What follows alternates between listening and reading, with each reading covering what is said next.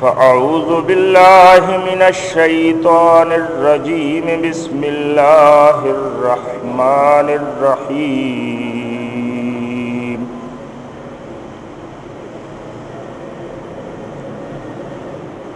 اقرأ باسم ربك الذي خلق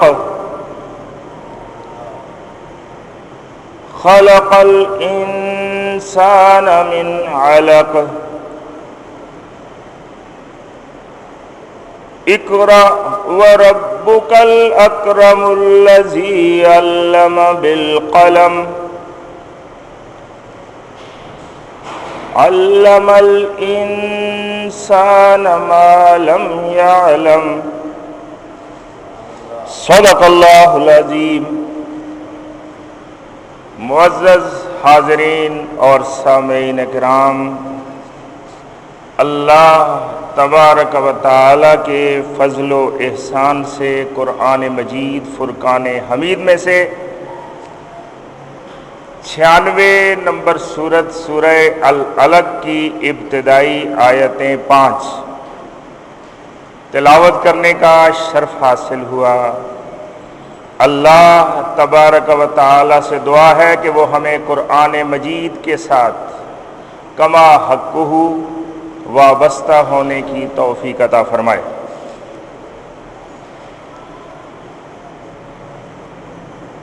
یہ جو آیات طیبات تلاوت ہوئیں،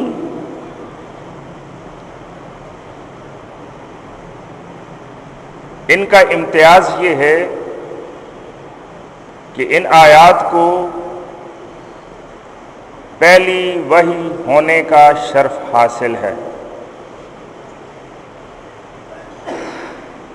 اور سب سے پہلے میں اس کلام الہی کا مختصر مفہوم پیش کر رہا ہوں۔ ارشاد فرمایا اقرأ بسم ربک الذی خلق،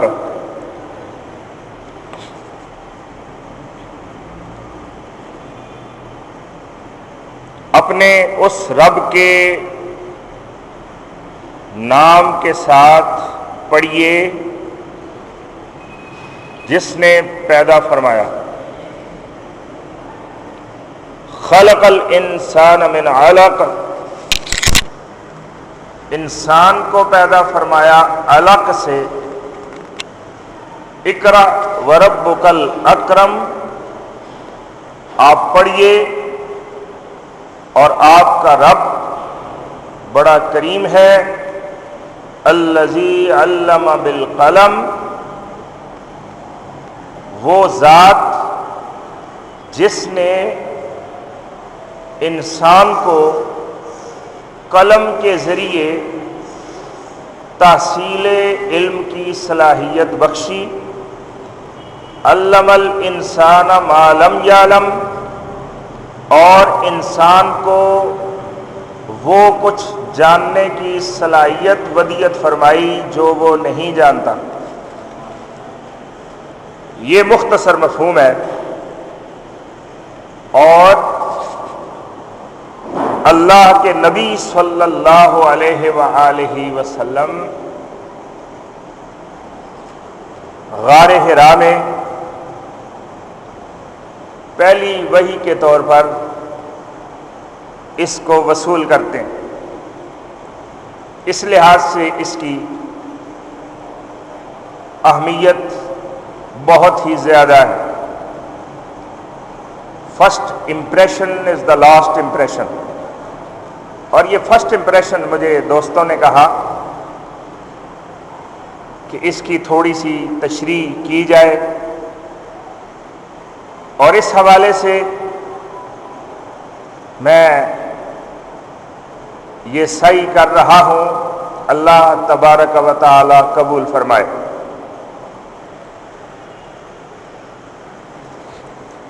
ارشاد فرمایا اقرأ،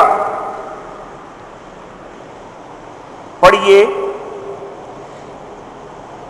اولین مخاطب اللہ کے رسول صلی اللہ علیہ وآلہ وسلم، اور اس کے بعد عمومی طور پر ہر انسان اللہ تبارک و تعالی کا ہر خوش قسمت بندہ جو ہے وہ اس کا مخاطب ہے۔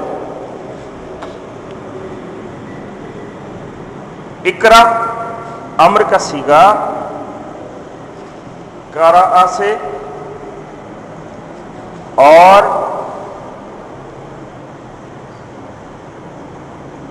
قرأ کا مطلب ہے جوڑنا، عربی زبان میں، اور عبرانی زبان میں قرأ کا مطلب اعلان کرنا، اور عربی زبان میں ہی اس سے لفظ قراءت الفاظ کو جمع کر کے ادا کرنا، جس کا مطلب ہو گیا پھر پڑھنا، اور آج یہ لفظ مشہور جو ہے یہ اسی نام سے ہے، اور قرآن مجید فرقان حمید کا جو نام قرآن ہے یہ بھی لفظ قرأ سے ہی مشتق ہے۔ اقرا، آپ پڑھیے۔ اگر اس امر کو ہم ان معنوں میں لیں اور یہ حقیقت عیاں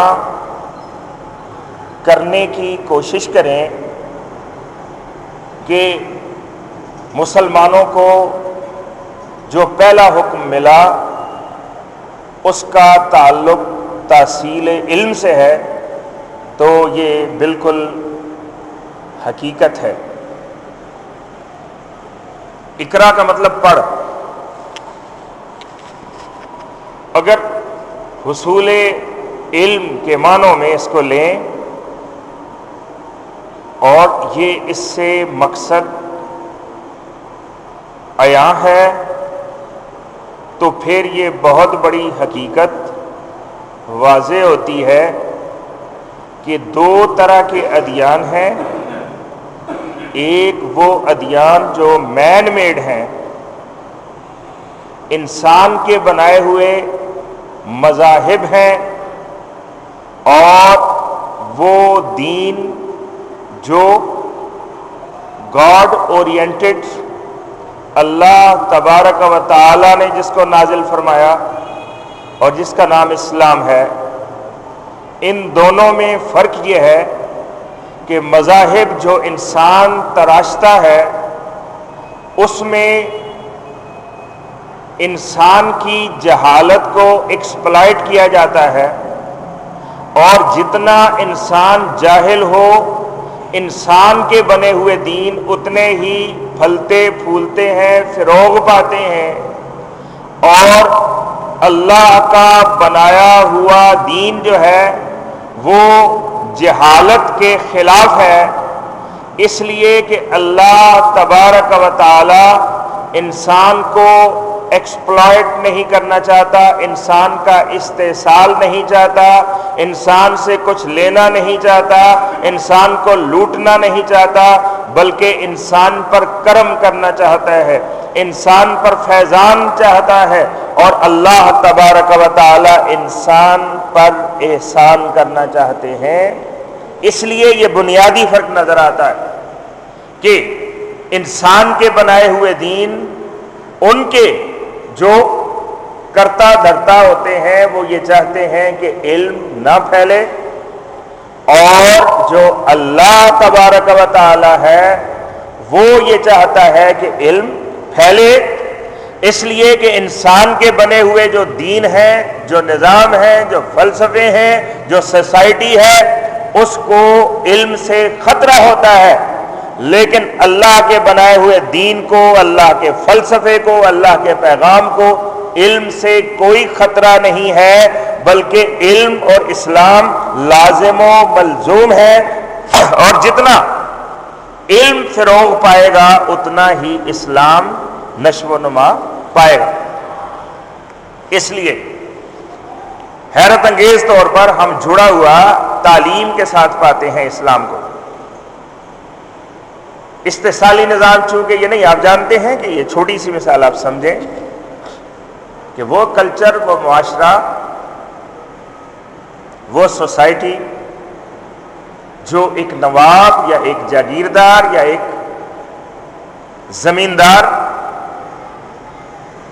ایک وڈیرا وہ جو تشکیل دیتا ہے، اس میں انسان اور انسان کے درمیان فرق ہوتا ہے، کچھ انسان کمانے کے لیے اور کچھ کھانے کے لیے۔ اب وہ جو کھانے والے ہیں وہ نہیں چاہتے کہ جو کمانے کے لیے ہیں وہ بھی کھانے والے بن جائیں، اس لیے وہ نہیں چاہتے کہ ان کی عوام الناس کی آنکھیں کھل سکیں، یہ اندھیروں سے نکل سکیں اور جہالت کا دور کبھی ختم ہو، یہ وہ نہیں چاہتے۔ اس لیے اگر سڑک گاؤں تک آتی ہے پھر پریشانی کی بات ہے، اگر مدرسہ، اسکول، کالج، یونیورسٹی اگر علاقے میں کھلتا ہے تو پھر یہ افسوس کا مقام ہوتا ہے، اور کوشش کی جاتی ہے کہ ایسا نہ ہو، اس لیے کہ جن کی آنکھیں ہم نے موند رکھی ہیں، جن کو ہم نے اندھا کارکن بنا رکھا ہے، وہ حقیقت کو جاننے لگیں گے اور ہمارے لیے خطرہ بن جائیں گے۔ اسی طرح سے آپ دیکھیں کہ انسانوں کو تقسیم کرنے والا سسٹم، جس میں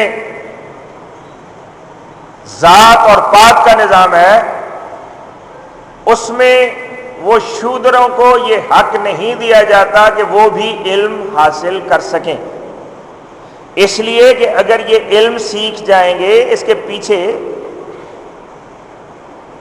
پوشیدہ فلسفی یہ ہے کہ اگر یہ جان لیں گے حقیقت کو، یہ اگر سیکھنے لگیں گے، یہ اگر پڑھنے لگیں گے تو ان کی آنکھیں کھل جائیں گی، اور وہ جن کو ہم نے غلام ابن غلام بنا رکھا ہے نسل ہا نسل سے، وہ ہمارے قابو سے نکل جائیں گے۔ اس لیے ان کو پڑھنے کی اجازت نہیں تھی، اور آپ جانتے ہیں کہ وہاں یہ یہاں تک جبر موجود تھا کہ یہ باقی تعلیم تو دور کی بات ہے، اگر مندر میں کچھ پڑھا جا رہا ہے اور شودر نے سننے کی غلطی کر لی تو سیسا پگھلا کر اس کے کانوں میں ڈالا جائے گا، یہ سزا ہے اس کی کہ اس نے کیوں سنا۔ یعنی ان کو ٹوٹل اندھیرے میں رکھنا ہے۔ یہ ایک فلسفی ہے، یہ ایک پروگرام ہے ایکسپلائٹیشن کا، اور کسی نہ کسی شکل میں ہر مین میڈ ریلیجن میں اس کو دہرایا جاتا رہا ہے مختلف ادوار میں۔ اس کے مقابلے میں جب اسلام آتا ہے تو اسلام قطعاً اس ٹریک پر آگے نہیں بڑھتا، بلکہ مکمل طور پر اس کو بدل کے رکھ دیتا ہے اور کوشش ہوتی ہے قدم قدم پہ دین کو پھیلانے کی، اسلام کو پھیلانے کی، حق کو پھیلانے کی، سچ کو پھیلانے کی، روشنی کو پھیلانے کی، علم کو پھیلانے کی اور تعلیم کو عام کرنے کی۔ اور ہمیں قرآن مجید جو ہے وہ بار بار یہی سکھاتا ہے کہ آنکھیں استعمال کرو، کان استعمال کرو، غور و فکر کی صلاحیتیں استعمال کرو۔ بلکہ سورہ بنی اسرائیل میں جو کچھ اس بارے میں ارشاد ہوا کہ بات تم نے قیافے سے نہیں کرنی، بلکہ جو بات کرو اس کی بنیاد علم پر ہونی چاہیے، اور فرمایا وَلَا تَقْفُ مَا لَيْسَ لَكَ بِهِ علم، جس بات کا علم نہ ہو اس کو قیافے سے مت بیان کرو۔ إِنَّ السَّمْعَ وَالْبَصَرَ وَالْفُؤَادَ كُلُّ أُولَئِكَ كَانَ عَنْهُ مسؤولا، اس لیے کہ انسان کو یہ جو صلاحیتیں دی ہیں، سماعت کی، بصارت کی اور غور و فکر کرنے کی جو صلاحیت دی ہے، ان کے بارے میں اس سے پوچھا جائے گا کہ ان کو استعمال کیوں نہیں کرتا تھا، بغیر استعمال کرتے کیے ہی بات کر دیتا تھا۔ اور یہ جو کچھ بیان ہوا اس آیت مبارکہ میں، آج یہ اتفاق سے نہیں ہے بلکہ یہ ڈیرائیو کی گئی ہے. جو ڈیفینیشن آف سائنس ہے وہ اسی آیت مبارکہ سے ڈیرائیوڈ ہے, اسی سے ماخوذ ہے. اور وہ سائنس کی تعریف آپ جانتے ہیں پڑھے لکھے لوگ کہ science is the systematized knowledge obtained through observation and experiment. وہ مربوط علم جو تجربات اور مشاہدات سے حاصل ہوتا ہے وہ سائنس کہلاتا ہے. تو سائنس کی یہ تعریف جو ہے یہ قرآن مجید کی ایک آیت سے ماخوذ ہے. وہی سائنس کہہ رہی ہے جو قرآن مجید فرما رہا ہے. اب فرمایا هل يستوي الذين يعلمون والذين لا يعلمون. بھلا بتاؤ, قرآن مجید پوچھتا ہے بھلا بتاؤ کہ جو جاننے والے ہیں, علم والے ہیں, اور نہ جاننے والے یعنی بے علم, کیا وہ کبھی برابر ہو سکتے ہیں؟ یہ سوال نہیں برابر ہو سکتے. تو اس کا مطلب کہ تمہیں جاننے والا ہونا چاہیے, تمہیں علم والا ہونا چاہیے. یہ ہمیں قرآن مجید سکھا رہا ہے. اور اللہ کے نبی صلی اللہ علیہ وآلہ وسلم بہت سی احادیث اور جتنی بھی باتیں, جتنے بھی ارشادات آپ صلی اللہ علیہ وآلہ وسلم کے ہیں وہ دنیا نے سنہری حروف میں لکھے اور کامیاب اقوام نے ان کو یاد کیا اور ان پر عمل کیا. فرمایا اطلب العلم من المہد الی اللحد, کہ گود سے گور تک علم حاصل کرو. ماں کی گود سے قبر تک علم حاصل کرو. کسی وقت بھی یہ نہیں کہنا کہ میرا علم مکمل ہو گیا ہے, میں عالم ہو گیا ہوں. جو ہی یہ خیال آئے گا تمہارے علم میں جمود پیدا ہو جائے گا اور تم ادھر کے ادھر ہی رہ جاؤ گے. اس لیے خود کو عالم مت کہو بلکہ ہمیشہ خود کو طالب علم سمجھو. اس لیے کہ یہ سیکھنے اور سمجھنے کا جو عمل ہے یہ زندگی بھر جاری رہتا ہے. یہ ہمیں نبی صلی اللہ علیہ وسلم سکھا رہے ہیں. دوسرا نقطہ دیکھیے, اطلب العلم ولو کان بالسین. علم حاصل کرو خواہ تمہیں چین جانا پڑے. علم کے حصول کے لیے رنگ, نسل, جغرافیے کی قید نہیں ہے.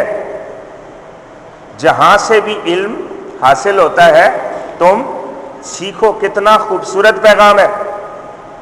علم میراث ہے تمہاری, اس کو حاصل کرو جہاں سے بھی وہ ملے. اور جس دور میں یہ فرمایا جا رہا ہے اس میں علم کا سب سے بڑا سرچشمہ جو ہے وہ مدینہ کی وہ یونیورسٹی ہے جس میں انسانیت کے معلم اعظم اللہ کے نبی صلی اللہ علیہ وآلہ وسلم خود تعلیم دے رہے ہیں. لیکن آپ لمیٹیشن, محدودیت نہیں سکھاتے بلکہ آپ فرما رہے ہیں کہ جہاں سے بھی علم حاصل ہو, علم کی جتنی بھی قسمیں ہیں مفید علم کی, وہ جہاں سے بھی تمہیں حاصل ہو تم نے سیکھنا ہے. اور آپ نے اس پر عمل فرمایا. غزوہ بدر میں جو لوگ قید ہوئے ان میں سے جو پڑھے لکھے تھے ان سے کہا گیا کہ نہ تم سے کوئی تاوان ہے نہ تمہارے لیے کوئی سزا ہے. تمہارا تاوان یہی ہے, تمہارا کفارہ یہی ہے کہ تم ہمارے بچوں کو پڑھنا لکھنا سکھاؤ گے اور تمہیں واپس کر دیا جائے گا. غیر مسلموں کو,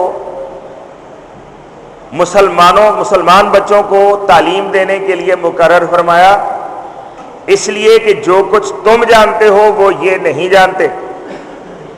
اور یہ عمل ہے اسی بات پر کہ علم حاصل کرو خواہ تمہیں چین جانا پڑے. اور پھر فرمایا طلب العلم فریضۃ علی کل مسلم و مسلمہ، علم حاصل کرنا ہر مسلمان مرد پر اور مسلمان عورت پر فرض ہے. اس میں کوئی جنس کی آپ نے تمیز روا نہیں رکھی. ہر مسلمان مرد پر اور ہر مسلمان عورت پر تحصیل علم جو ہے وہ فریضہ ہے. کتنی بڑی بات ہے. علم کی ترویج، علم کی پروموشن اللہ نے اور اللہ کے نبی صلی اللہ علیہ وآلہ وسلم نے قدم قدم پر فرمائی. اور پھر اس کے مقامات، اس کا اجر بھی بیان فرمایا. فرمایا من خرج فی طلب العلم فہو فی سبیل اللہ حتی یرجع، جو علم حاصل کرنے کے لیے گھر سے نکلتا ہے وہ واپس گھر آنے تک اللہ کے راستے پر ہوتا ہے، اللہ کے راستے پر ہوتا ہے. پھر فرمایا کہ یدعو للعالم کل من فی السماوات والارض، علم والے کے لیے آسمانوں اور زمین کی ہر چیز دعا کرتی ہے. حتی الحیتان فی الماء والطیر فی الہواء والملائکۃ فی السماء، حتیٰ کہ پانی کی مچھلیاں، ہوا کے پرندے اور آسمانوں کے فرشتے علم والوں کے لیے دعا کرتے ہیں. آسمانوں اور زمین کی ہر چیز علم والوں کے لیے دعا. اب یہاں سے آپ دیکھیں کہ علم کو فروغ دیا جا رہا ہے، اس لیے کہ اسلام کو علم پھیلنے سے، جہالت ختم ہونے سے خطرہ نہیں ہے بلکہ اسلام کا فائدہ ہے. اور یہ پہلی وحی ہے. اب اس میں آگے جا کے یہاں پڑھنے کا ذکر ہے، آگے جا کے پھر تحریر کا بھی ذکر آ جائے گا، قلم کا بھی ذکر آ جائے گا. تو اہمیت سمجھیں کہ اسلام علم کے ساتھ کس قدر جڑا ہوا ہے. اقرا بسم ربک الذی خلق، پڑھیے اس اللہ کے نام سے جس نے پیدا فرمایا. بے، یہ جو با ہے یہ استعانت کے لیے ہے، مدد کے ساتھ. جس طرح کہ ایک بندہ اگر اس کی ٹانگیں کمزور ہیں یا چوٹ لگ گئی ہے یا خدا نخواستہ ٹانگ ٹوٹ گئی ہے تو وہ بیساکھی کے سہارے چلتا ہے. یہ مدد، یہ استعانت، یہ بے، اس کے لیے یہ بے، یہ جو بسم اللہ میں بھی ہے. اقرا پڑھ، بسم اسم نام کو کہتے ہیں. بسم ربک الذی، اب یہ ادغام سے بسم ربک الذی بنا. بسم ربک الذی خلق، اس اللہ کے نام سے پڑھ جس نے پیدا فرمایا. اللہ کے نام سے مدد لینا. اللہ مدد کرتا ہے، اللہ کا نام بھی مدد کرتا ہے. یہ خاص نقطہ ہے جو پہلی وحی سے حاصل ہو رہا ہے. اللہ معاون ہے، مددگار ہے، اس کا نام بھی معاون ہے، مددگار ہے. اللہ کا نام بھی معاون ہے، مددگار ہے. اللہ کا کون سا نام؟ قرآن مجید اس کا جواب دیتا ہے للہ الاسماء الحسنی فادعوہ بہا. اللہ کے تمام اچھے نام اللہ ہی کے ہیں اور ان ناموں کے ساتھ اللہ سے مانگا کرو، ان ناموں کے ساتھ اللہ کو پکارا کرو. اب اللہ کے نام، اب اسم بڑی خاص، اگر میں تھوڑا سا زیادہ گہرائی میں جانے کی کوشش کروں گا تو اس ارادے کے ساتھ، اس یقین کے ساتھ کہ کم از کم کچھ افراد ایسے ہوں گے جو بہت ہی زیادہ غور سے سن رہے ہوں گے، اور بعضوق حضرات جو حقیقت تک پہنچنا چاہیں گے، ان کے لیے یہ تشریحات میں پیش کر رہا ہوں کہ اللہ نے کسی بھی چیز کا نام نہیں رکھا مگر اللہ نے جس کا بھی نام رکھا وہ اس میں بامسمہ ہے. یعنی اللہ کا ہر نام جو ہے وہ صفت پر مبنی ہے. اللہ نے جس چیز کا بھی نام رکھا ہے نا قرآن مجید میں، قانون الہی میں جو بھی نام ہے وہ اس میں بامسمہ ہے، اور نام سے صفت کا پتہ چلتا ہے. نام جو ہے وہ ظاہر کرتا ہے صفت کو، اور یہ کائنات کے جتنے بھی نام اللہ نے لیے ہیں یہ کائنات کی جو اشیاء ہیں ان کی صفات کو ظاہر کرتے ہیں. اسی طرح اللہ کے اپنے نام جو ہیں وہ بھی اللہ تبارک و تعالی کی صفات کو ظاہر کرتے ہیں. اب اللہ نے کائنات کی جو صفات اس کے اسم کے ذریعے بیان کی ہیں وہ بعین ہی سچ ہے. اسی طرح سے اللہ کے جو نام اس کی صفات کو ظاہر کر رہے ہیں وہ صفات بھی سچ حق پر مبنی ہے. اب اس کو ذرا کھولنے کے لیے، تشریح کرنے کے لیے، کہ جیسے ہم نام رکھ لیتے ہیں کہ وہ بڑی مشہور مثال ہے کہ بھئی دروازہ کھٹکا، پوچھا کون ہے، تو باہر سے آواز آئی شیر خان ولد دلیر خان. تو اندر سے آواز آئی کہ دروازہ کھلا ہے بھئی اندر آ جاؤ. تو باہر سے پھر آواز آئی کہ کیسے اندر آؤں، اندر کتا ہے. تو شیر خان ولد دلیر خان کیا کہہ رہا ہے کہ اندر کتا ہے اس لیے میں اندر نہیں آ سکتا. ہم اکثر نام رکھتے ہیں، ہم اس طرح کے نام رکھتے ہیں کہ نام کچھ اور ہوتا ہے. یا ایک محاورہ اردو زبان میں کہ روشن دین کی قبر میں اندھیرا، کہ نام روشن دین ہے اور دین سے اتنا بے بہرا ہے کہ اس کی قبر جو ہے وہ تاریک ہے. تو یہ نام جو ہے یہ حقیقت پر مبنی نہیں ہوتے. بعض اوقات جو ہم نام رکھتے ہیں لیکن اللہ نے خواہ کائنات کی کسی شے کا نام رکھا یا اپنے جو اس کے اسماء ہیں سارے کے سارے اس میں بامسمہ ہے، سچی صفات پر مبنی ہے. یہ فرق ہے. اس لیے جب ہم اسم کی بات کرتے ہیں تو اس کے پیچھے ایک صفت ہوتی ہے، اور اسم اس کی تشریح صفات ہے. اب ارشاد فرمایا اقرا بسم ربک الذی خلق. اب یہاں سے دو نکات میں کم از کم بیان کرنا چاہوں گا. ایک یہ کہ دنیا جو ہے وہ تو اسباب پر مبنی ہے، سبب اور نتیجہ. اس لیے یہ دعا مانگنے کی کیا ضرورت ہے؟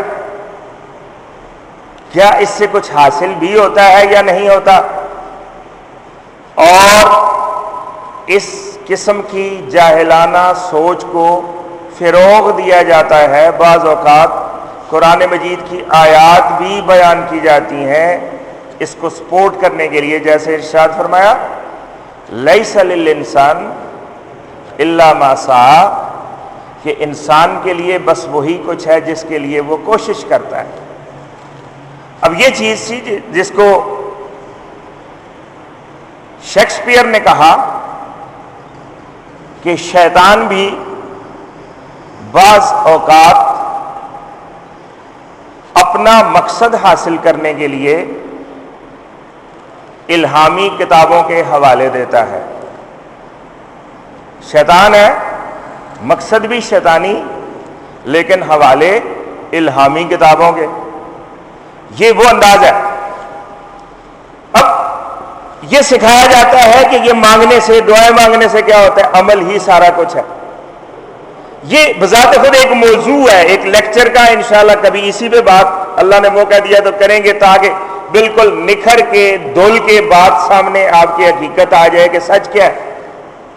لیکن اختصار کے ساتھ تھوڑا سا میں بیان کرنا چاہوں گا کہ بڑی خوبصورتی کے ساتھ اہل تصوف نے اس کو بیان کیا ہے۔ وہ فرماتے ہیں کہ بلا شبہ اس کائنات میں سبب اور نتیجہ اس کی اہمیت ہے، اور اسباب کو ترک کرنا جہالت ہے۔ اسباب کو ترک کرنا جہالت ہے، لیکن اگلا جملہ یہ ہے کہ اسباب پر بھروسہ کرنا شرک ہے۔ اسباب پر بھروسہ کرنا شرک ہے، اسباب کو ترک کرنا جہالت ہے۔ جیسے کوئی بھی کام ہو، اس کا ایک حصہ نظر آنے والا ہے، ایک نظر نہ آنے والا۔ کچھ میری ڈیوٹی ہے اور اس کے بعد پھر اللہ کی مدد اس میں شامل ہو جائے تو کامیابی ہے۔ جو میری ڈیوٹی ہے اگر میں وہ ادا نہ کروں اور یہ سمجھوں کہ بس اللہ ہی کرے گا، جیسے بیج بونا میری ڈیوٹی ہے، اس کو پروان چڑھانا یہ اللہ کا نظام ہے، اللہ کا کرم ہے۔ میں اگر اسباب کو ترک کرتا ہوں تو میں جاہل ہوں، اور بیج اپنے الماری میں رکھ کے یہ دعا مانگوں کہ مولا کریم میری فصل سب سے اچھی ہو، تو یہ کیا ہے؟ یہ دعا نہیں ہے بلکہ یہ جہالت ہے۔ لیکن اگر میں اپنے بیج بکھیر دوں اور سمجھوں کہ اب کیسے فصل پیدا نہیں ہوگی، میں نے بیجوں کو تن کے رکھ دیا ہے، میں نے پوری محنت کی ہے، اور اب دنیا کی کوئی طاقت جو ہے وہ میری فصل کو پیدا ہونے سے اور پروان چڑھنے سے نہیں روک سکتی، تو یہ شرک ہوگا۔ اس لیے کہ اللہ کا کرم جب تک شامل حال نہیں ہوگا میری فصل جو ہے وہ پروان نہیں چڑھ سکتی ہے۔ اور میاں محمد بخش صاحب نے کتنی خوبصورت بات کہی۔ ہاں جی مشتاق صاحب، ہاں، مالی دا کم پانی دینا پر مشکاں پاوے تے مالک دا کم پھل پھل لانا لاوے یا نہ لاوے۔ یہ دونوں باتیں جمع ہوتی ہیں پھر بات مکمل ہوتی ہے۔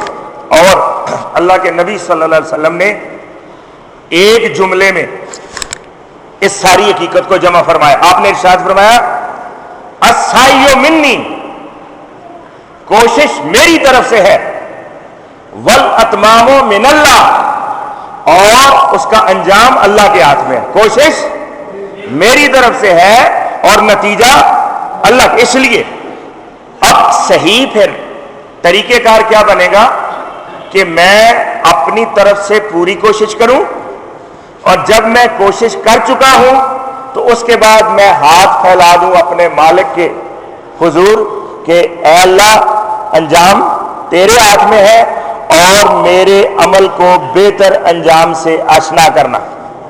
اب جب اللہ سے مانگیں گے تو اللہ کے اسماء، اللہ خود کہہ رہا ہے فَادْعُوهُ بِهَا لِلَّهِ الْأَسْمَاءُ الْحُسْنَى، اسماء حسنہ جتنے بھی اچھے نام ہیں وہ اللہ کے ہیں، اور اللہ کو ان ناموں کے ساتھ پکارا کرو۔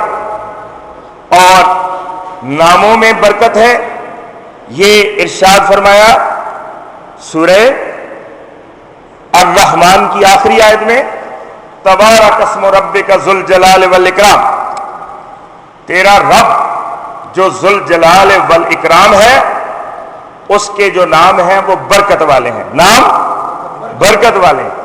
اب یہاں سے آپ سمجھیں کہ نام برکت والا، اللہ تو ہے ہی برکت والا، اس کا نام بھی، اس لیے کہ نام صفت کے ساتھ جڑا ہوا ہے۔ نام کس کے ساتھ جڑا ہوا ہے؟ صفت کے ساتھ جڑا ہوا ہے۔ اب دوسری طرف دیکھیں، سورہ مزمل میں ارشاد فرمایا وَاذْكُرِ اسْمَ رَبِّكَ، ذکر کر اپنے رب کا نہیں بلکہ اپنے رب کے نام کا، اپنے رب کا نہیں بلکہ اپنے رب کے نام کا۔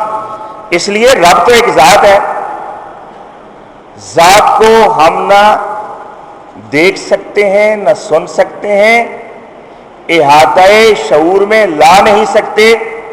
اس کا تعارف جو ہمارے پاس ہے وہ اس کی صفات کے حوالے سے ہے، اور صفات کو ہم ہر طرف محسوس کر سکتے ہیں، اور صفات جو ہیں ان کے نام ہیں۔ اس لیے تم ذکر کیا کرو اللہ کی صفات کا، اللہ کے ناموں کا۔ اور سورہ واقعہ میں ارشاد فرمایا فسبح بسم ربک العظیم، تسبیح کر اپنے رب کے نام کی جو عظیم ہے، رب کے نام کی تسبیح کر۔ اب یہ دیکھیں اللہ تبارک و تعالیٰ اور نبی صلی اللہ علیہ وسلم نے اس کا جواب ہمیں سکھایا کہ اس کو تم اپنے رکوع میں شامل کرو، اس کا جواب دیا کرو۔ اللہ نے فرمایا فسبح بسم ربک العظیم، تو تم یوں کہا کرو رکوع کے عالم میں سبحان ربی العظیم، تسبیح پڑھا کرو۔ کیسے پڑھا کرو؟ سبحان ربی العظیم۔ اور پھر سورہ اعلیٰ میں ارشاد فرمایا سبح اسم ربک الاعلیٰ، اپنے رب اعلیٰ کے اسم کی تسبیح بیان کرو۔ یہاں بھی اسم کی بات ہوئی، اور اللہ کے نبی صلی اللہ علیہ وسلم نے ارشاد فرمایا کہ تم اس کا جواب سجدے میں دیا کرو، اور تم عرض کیا کرو کہ سبحان ربی الاعلیٰ۔ یہ سورہ اعلیٰ میں جو حکم ہے اس کا جواب ہے سبحان ربی الاعلیٰ۔ تو نام کی اہمیت۔ اب اگر آپ بور ہونا شروع ہو جائیں تو پھر مجھے ذرا اشارہ کر دیں، پھر سادگی میں آ جائیں گے۔ میں چاہ رہا ہوں تھوڑی سی اور گہرائی میں بات کروں، کیونکہ اسم کی بات ہوئی ہے، اور میں نے عرض کیا کہ اسم جڑا ہوا ہے صفات کے ساتھ۔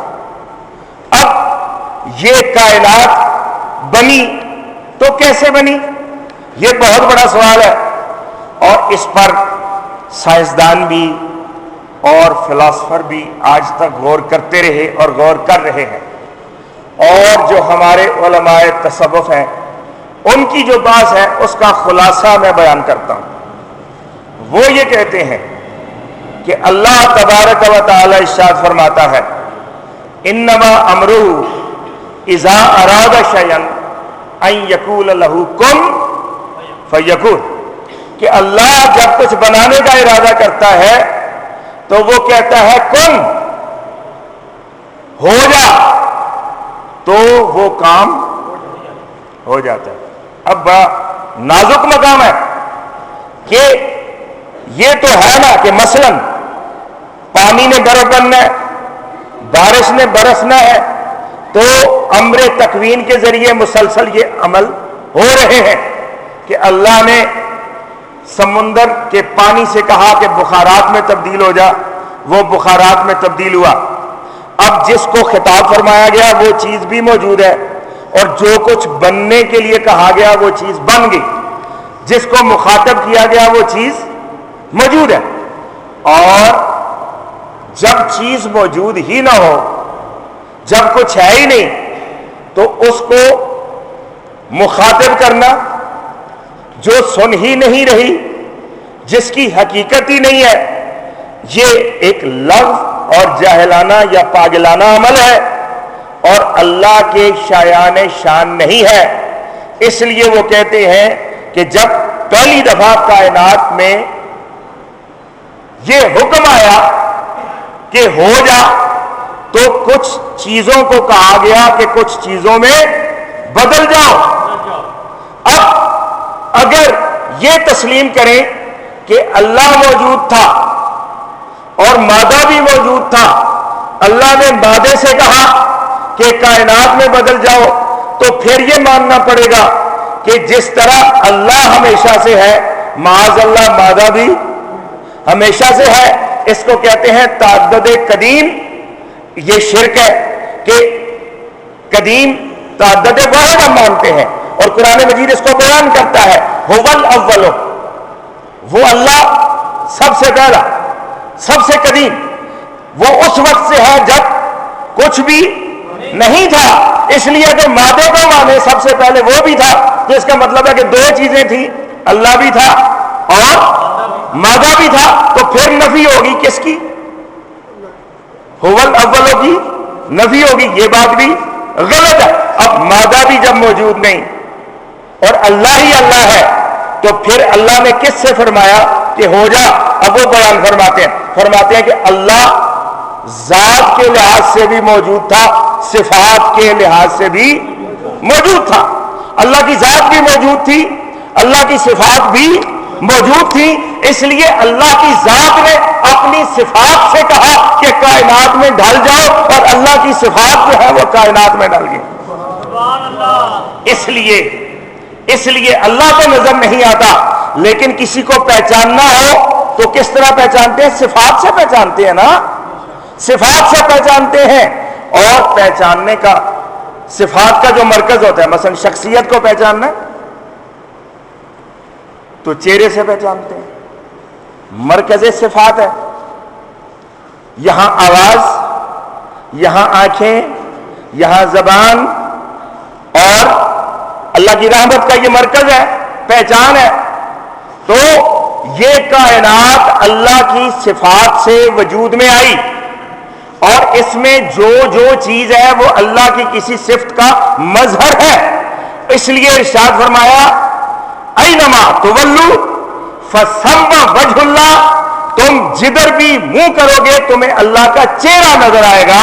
چہرہ سے مراد یہ ہے کہ اللہ کی پہچان، اللہ کا تعارف، اللہ کی صفات. جدھر منہ کرو گے، اب یہ پھول کھلتا ہے تو اللہ کی شان بیان کر رہا ہے، سورج روشنی بکھیر رہا ہے تو اللہ کی صفت جو ہے اس کا مظہر ہے، اور بارش اگر برس رہی ہے تو اللہ کے کرم کی صفت کو بیان کر رہی ہے. اب آپ سمجھیں کہ اللہ نے اپنی صفات جو ہیں وہ اس کائنات میں بکھیر دی ہیں، اور اجزائے کائنات ہیں یہ، اور اجزائے کائنات ہماری ضرورت ہے.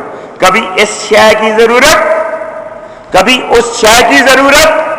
ہر شے کا ایک نام ہے، اور ہر نام جو ہے وہ اللہ کی کسی صفت سے جڑا ہوا ہے. اس لیے جس طرح کی ضرورت ہو، اب اللہ ایک ہستی ہے، ایک ذات ہے، اس کا ایک تخت ہے، ایک کلا ہے. اب فرض کریں کہ اس کے کئی دروازے ہیں، اور ہر دروازے سے ایک علیحدہ ہی چیز تقسیم ہو رہی ہے.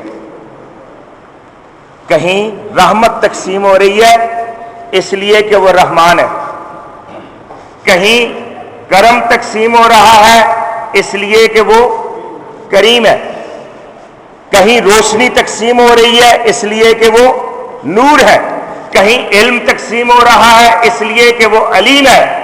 اب جس طرح کی آپ کو ضرورت ہے اس طرح کے دروازے پر چلے جائیں، یعنی اللہ کو اس صفت سے یاد کریں جو آپ کے اندر کم ہے، جس کی آپ کو طلب ہے، تو یہ بہترین طریقہ ہے اللہ سے مانگنے کا. سبحان اللہ. تو فرمایا اقرا، پڑھ، بسم ربک الذی خلق، اپنے اس اللہ کے نام سے پڑھ جس نے پیدا فرمایا. اب کیا پیدا فرمایا؟ یہ اللہ نے یہاں اوپن رکھ دیا. اللہ تو پوری کائنات کا خالق ہے. اب یہاں پہلی وہی ہے، اور اللہ فرماتا ہے کہ اس اللہ کے نام سے پڑھ جس نے پیدا فرمایا. تو تخلیق کائنات کے بارے میں اللہ نے بھی بیان فرمایا، سائنس نے بھی غور و فکر کیا. تھوڑا سا دونوں کا کمپیریزن. دو طرح کی چیزیں، کائنات میں جو مادہ ہے، ستارے اور سیارے اجرام جو بکھرے ہوئے ہیں، ان کے بارے میں سائنسدانوں نے غور کیا، اور انہوں نے یہ جواب دیا کہ یہ کائنات پہلے آپس میں جڑی ہوئی تھی، پھر ایک دھماکہ ہوا، اور اس دھماکے کی وجہ سے اس کے اجزاء ستاروں اور سیاروں کی شکل میں کائنات میں بکھر گئے۔ آج تک جو وہ کھوج لگا چکے ہیں یہ کائنات کے بارے میں، اور اس کو وہ کہتے ہیں بگ بینگ تھیوری۔ کیا کہتے ہیں؟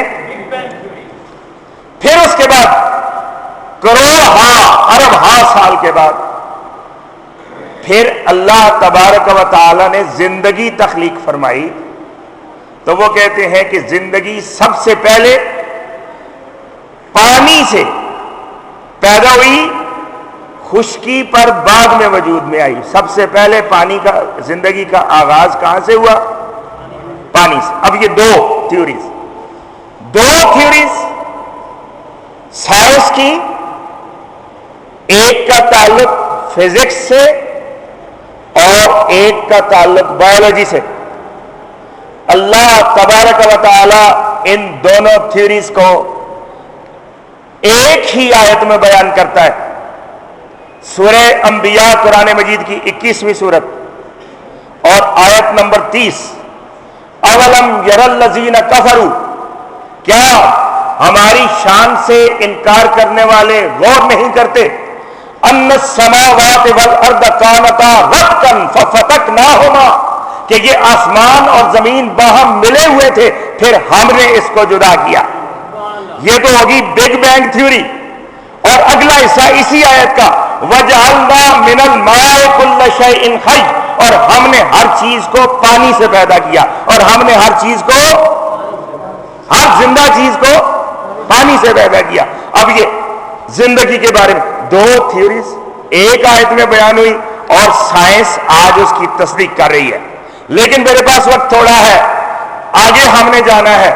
اللہ نے یہاں جو فرمایا اقرا بسم ربک الذی خلق، اس کے بعد ارشاد فرمایا خلق الانسان من علق، ہم نے انسان کو پیدا کیا علق سے۔ یہاں نہ تخلیق کائنات کی نہ تخلیق حیات کی بات ہو رہی ہے، بلکہ تخلیق انسان کی بات ہو رہی ہے۔ اور اللہ تبارک و تعالی ارشاد فرماتا ہے کہ انسان کو ہم نے علق سے پیدا فرمایا، علق سے۔ اور غور کریں، پہلی وہی ہے قرآن مجید کی، ہم نے انسان کو علق سے پیدا کیا۔ اب عربی زبان میں علق کا کیا مطلب ہے؟ جب آپ غور کریں تو لغت کا سہارا، اور لغت جو ہے اس کا کوئی مذہب نہیں ہوتا، جس طرح ڈکشنری کا کوئی مذہب نہیں ہوتا، جس طرح آپ کی جو ڈائریکٹری ٹیلی فون ڈائریکٹری کا کوئی مذہب ہوتا ہے، کوئی مذہب نہیں۔ اسی طرح جو لغات ہوتی ہے، جو ڈکشنری ہوتی ہے، اس کا کوئی مذہب، اس میں لفظ دیکھنا ہے اور اس کا مطلب آپ کو بتانا ہے۔ ڈکشنری کا کوئی مذہب۔ اور اگر اس کو مزید آپ اپنے ایمان کو پختہ کرنا چاہیں تو میں آپ کو بتاتا ہوں کہ عربی زبان میں جو سب سے بڑی معروف آج ڈکشنری ہے وہ المنجد ہے، اور المنجد جو ہے اس کا مصنف جو ہے وہ عیسائی ہے۔ یہ میں آپ کو بتا رہا ہوں کہ منجد کا جو مصنف ہے وہ کرسچن ہے، وہ عیسائی ہے۔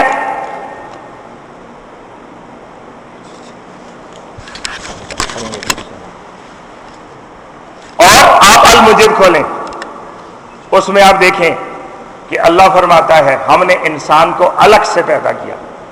علق کیا چیز ہے؟ وہاں 3 معنی آپ کو لکھے ہوئے ملیں گے۔ پہلا مطلب عربی زبان میں علق کا کیا مطلب ہے؟ علق کا مطلب ہے چمٹ جانا، جس طرح معلق ہونا، علق۔ دوسرا مطلب علق کا خون کا، گوشت کا لوتھڑا، خون کا لوتھڑا۔ خون اگر جم جائے، آپ بکرا ذبح کرتے ہیں تو وہ ایک جو ڈھیر لگا ہوتا ہے اور جمع ہوا ایک ہی عضو نظر آتا ہے، لیکن وہ لوتھڑا ہے خون کا، اس کو کہتے ہیں علق۔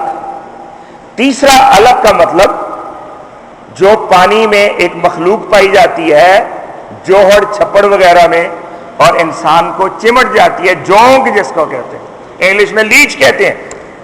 یہ جو لیچ ہے، یہ جو جونک ہے، اس کو بھی عربی زبان میں علق کہتے ہیں۔ یہ 3 مطلب ہے۔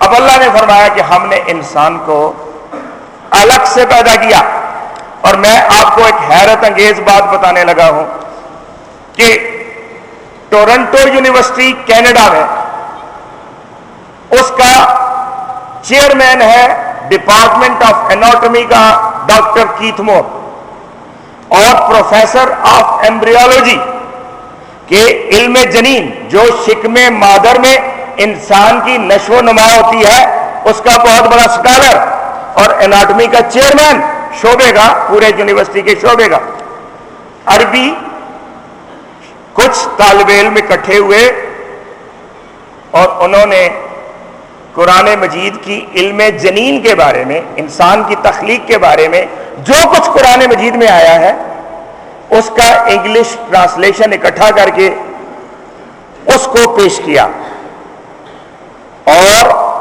اس سے یہ کہا کہ آپ کا یہ تبصرہ ہمیں چاہیے کہ یہ باتیں جو لکھی ہوئی ہیں یہ ہماری مذہبی کتاب میں لکھی ہوئی ہیں، آپ سے یہ پوچھنا ہے کہ یہ باتیں سائنس کے مطابق ہے یا سائنس کے مطابق نہیں ہے، یہ بات آپ سے پوچھنی ہے، سادہ سی بات ہے۔ اب اس نے ان کو دیکھا اور پھر جب اس نے جواب دیا تو اس نے یہ جواب دیا کہ کچھ باتیں ایسی ہیں جو میں جانتا ہوں، میرا علم مجھے بتا چکا ہے، اور کچھ باتیں ایسی ہیں جو آج تک مجھے بھی معلوم نہیں ہے۔ جو باتیں مجھے معلوم ہیں وہ میں گواہی دیتا ہوں کہ آپ کی کتاب میں سچ لکھی ہوئی ہیں، اور جو باتیں مجھے نہیں معلوم ہیں وہ البتہ میں تحقیق کروں گا کہ وہ ٹھیک ہے یا سچ ہے۔ اور اس نے تحقیق سب سے پہلے جو کی شروع کی وہ یہ الگ لفظ الگ سے اس نے کہا کہ قرآن مجید یہ کہہ رہا ہے کہ ہم نے انسان کو الگ سے پیدا کیا، اور الگ کا ایک مطلب جونک ہے، تو اس نے کہا کہ میں شکم مادر میں ماں کے پیٹ میں جب ابتدا ہوتی ہے تخلیق کی تو میں اس کا مشاہدہ کروں گا۔ تو اس نے پہلے منظر کشی باہر کی، پھر اس کو بہت ہی بڑا کیا انتہائی طاقتور خوردبین سے، اور اللہ کی شان پر اتنا حیرت زدہ ہوا، پھر اس نے تصویر دونوں اکٹھی کی کہ ایک جو جونک ہوتی ہے اس کی تصویر اور جو انسان کی تخلیق کا پہلا مرحلہ ہے وہاں پہ جو انسان کی تصویر ہے، دونوں آمنے سامنے رکھی تو اس کو نظر آیا کہ ہو بہو یہ جونک کی طرح ہے، ہو بہو۔ اس نے یہ تصویریں پبلش کی، اور اس کی کتاب تھی جو پہلے وہ لکھ چکا تھا، دا ڈیولپنگ ہیومن، 1981 میں۔ لیکن 1981 میں ایک اور بھی مسئلہ ہوا کہ دمام سعودی عرب میں انٹرنیشنل میڈیکل کانفرنس ہوئی جہاں یہ ڈاکٹر شامل ہوا، اور اس نے کہا ان گنت باتیں اس نے جنین، علم جنین، ایمبریولوجی کے بارے میں بیان کی، اور اس نے کہا کہ ایک ہی وجہ، اس نے کہا کہ اکثر باتیں ایسی ہیں کہ 30 سال پہلے تک بایولوجیکل سائنس کو بھی معلوم نہیں تھی، یہ باتیں حال ہی میں دریافت ہوئی ہیں۔ وہ کہتا ہے کہ اگر 30 سال پہلے کسی سے آپ پوچھتے تو کوئی سائنسدان بھی آپ کو یہ باتیں بتا نہیں سکتا تھا، لیکن 1400 سال پہلے اگر محمد صلی اللہ علیہ وسلم یہ باتیں بتا رہے ہیں تو اس کی ایک ہی وجہ ہے کہ ان کو اللہ نے بتایا ہے جو تخلیق کرتا ہے، اور میرا یہ دل کہتا ہے کہ اس میں کچھ شک نہیں کہ وہ اللہ کے رسول ہے، اس میں کچھ شک نہیں کہ وہ اللہ کے رسول ہے۔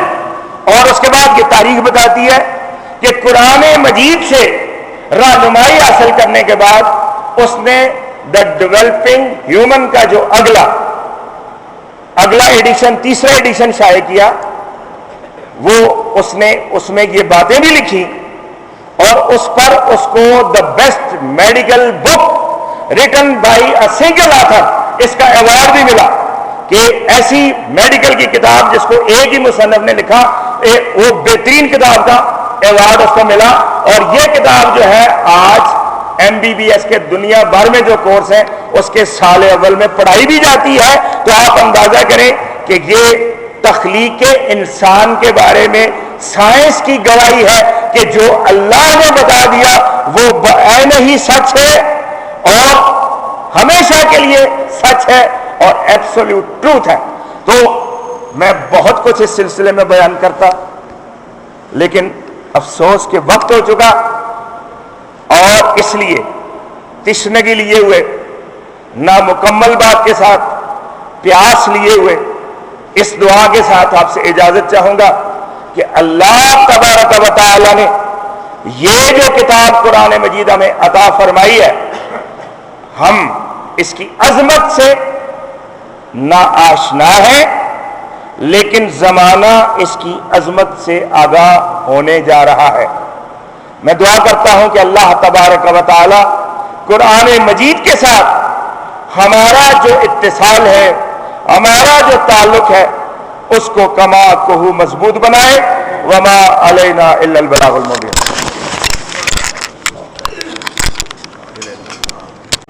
فاعوذ باللہ